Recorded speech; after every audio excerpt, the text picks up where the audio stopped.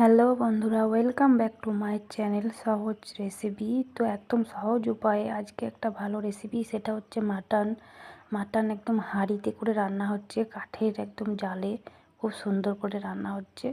হাঁড়িতে করে রান্না করলে এত সুন্দর লাগে মাটনটা, কি বলবো। আর কাঠের নিচে জাল দিচ্ছে, আর একদিকে মাংসটা আলুটার সঙ্গে দিয়ে ফোটাচ্ছি মশলা দিয়ে, সেই রকম লাগছে। আর অনেকক্ষণ ধরে ফোটানোর পরে লাস্টে একটু গরম মশলা আর একটু ভাজা মশলা নিজে রেডি করে রেখেছিলাম, সেটা দিয়ে মাংসটাকে নামিয়ে নিলাম। সত্যি বলতে হাঁড়িতে করে যে মাটন রান্না কাঠের জালে, কাঠের উনুনে জাল দিয়ে যে একটা আলাদা রকম টেস্ট, সত্যি কথা বলতে খুবই সুন্দর লাগে।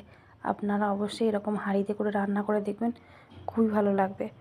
তো লাস্টে আমরা এরকম করে রান্না করে মাঝে সাঝে করি, সবসময় আলাদাভাবে করার চেষ্টা করি, তো তাই এত সুন্দর লাগছিলো আজকে খেতে, খুবই সুন্দর হয়েছিল।